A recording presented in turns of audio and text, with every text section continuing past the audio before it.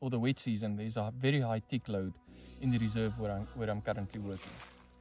And especially the nymph phase, or what we would say or call the pepper ticks.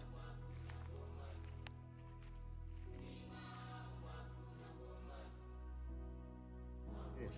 Hello, I'm Almiro Bosch. I'm a field ecologist in the Greater Kruger Park, and I do a lot of field work.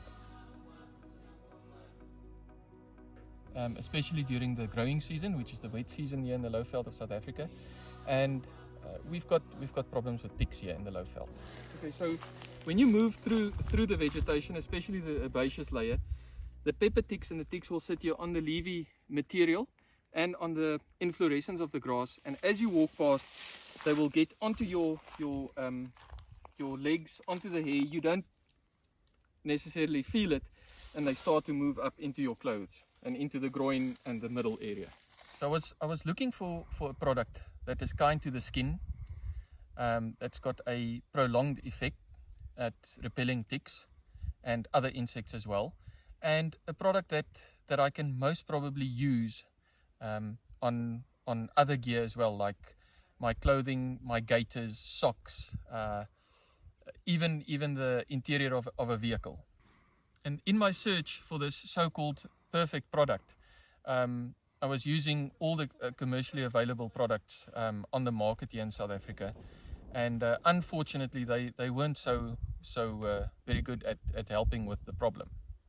My experience with other commercially available products is that they lose their effectiveness at repelling insects within a day or two, and I was actually looking for something that would work maybe for at least a week or longer.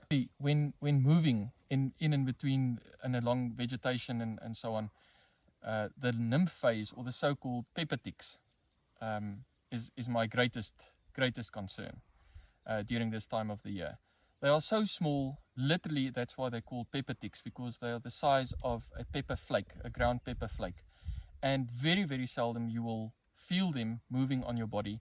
The first time that you will be aware of them is after they started biting and on your skin, and they are very fond of the groin area, the middle area where the belt is situated, and then obviously socks, where your socks come into contact with your calves or your ankle, and then also where the gaiters are situated on the leg. Unknowingly, you will move around and they will get off at various places, vehicles, in your office, in your house, carpets, wherever they feel fit to get off. After the application of the long-term Repeltec product, I've really found that there was a drastic reduction in the amount of pepper ticks and ticks that house themselves on either gaiters, my shoelaces, my uniform itself, and then also in the vehicle.